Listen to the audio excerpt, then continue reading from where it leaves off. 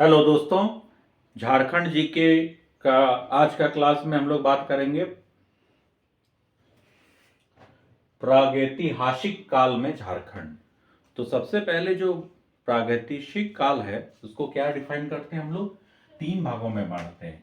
तो पहला हो गया पूरा पाषाण, दूसरा हो गया मध्य पाषाण और तीसरा हो गया नव पाषाण। फर्दर हम लोग नव पाषाण को डिवाइड करते हैं तो ताम्र पाषाण काल, कांस्य युगीन और लौह युग ये होता है। ठीक है, सबसे पहले हम लोग देखते हैं पूरा पाषाण काल। पूरा पाषाण काल 25 लाख ईस्वी पूर्व से 10,000 ईस्वी पूर्व को बोला गया है। इतिहास आप लोग पढ़े होंगे तो उसमें एनसीईआरटी में दिख जाता है ये सब।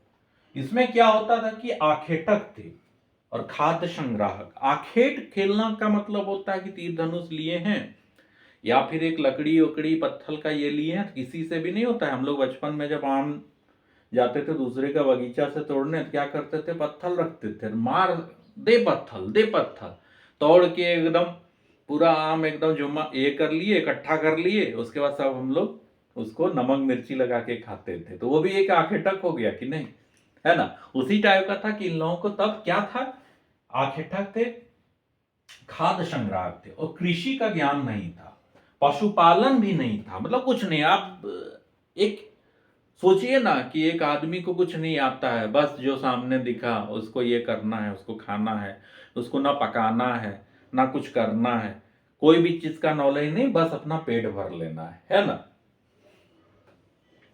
आग की जानकारी थी लेकिन उपयोग नहीं। अब था कि उसमें आग की जानकारी हो गई थी, कैसे ऐसे पत्थर चीजता था, देखते थे ना, आग निकल गया। देखते हैं ना मैन वर्सेस वाइल्ड में, ऐसे लिया एक चक्कू और एक पत्थर रखता है, उसमें ऐसे ऐसे ऐसे वो स्क्रब करता है, आग निकल जाता है। लेकिन उसको तो जानकारी है क्या करना है। लेकिन उस जमाने में पत्थर ऐसे ऐसे करके ठोकता था, उसको पता नहीं था इसमें होता क्या है, बस वो ठोक रहा है ठोक रहा है, आग देख के से डर के भाग जाता, अरे भैया भागो आग है ना।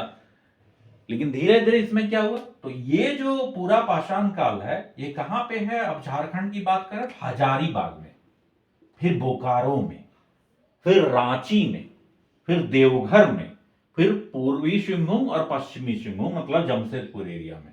ठीक है, इसमें क्या था कि क्या मिला है, एग्जाम पॉइंट ऑफ व्यू से देखा जाए तो इसमें पूछा जाता प्राय कि मानव द्वारा निर्मित पत्थर के औजार कहां से प्राप्त हुए हैं। ऑप्शन दे देगा, पूरा पाषाण, मध्य पाषाण, नव पाषाण, इस तरह। तो पूरा पाषाण में मानव द्वारा निर्मित पत्थर के औजार मिले। अब हम लोग नेक्स्ट में चलते हैं मध्य पाषाण काल, जिसका 10,000 ईस्वी पूर्व से 4,000 ईस्वी पूर्व तक काउंट किया जाता है मध्य पाषाण काल को। इसमें क्या हुआ था कि पशुपालन की शुरुआत हो गई थी, पशुपालन शुरुआत हो चुकी थी।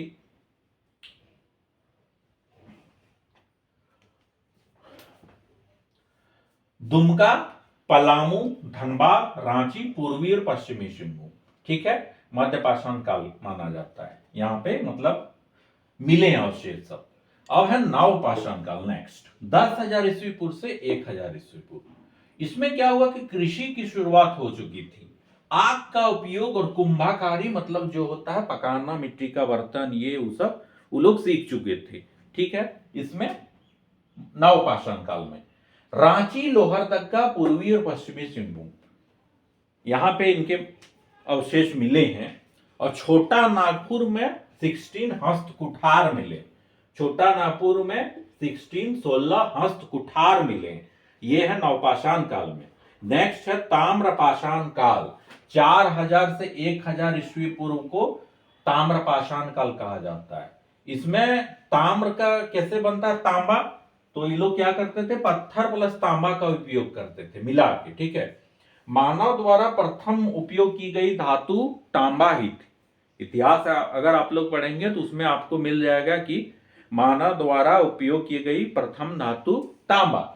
ठीक है, इसका केंद्र बिंदु कहां पे था, सिंहभूम, सिंहभूम में। असुर, बिरोजिया, बिरिजिया और बिरहोर, असुर, बिरिजिया और बिरहोर। ठीक है, ये जो जनजातियां हैं वो तांबा गला के उसका उपयोग करना सीख गए थे कि तांबा गला के उसको क्या करना है, क्या बनाना है। ये जो जनजातियां थी वो जान गए थे, ठीक है, तो कर रहे थे उपयोग। हजारीबाग में है 12 गंडा, बाहर गंडा सॉरी, हजारीबाग के बाहर गंडा में 49 तांबा के खान के अवशेष मिले हैं।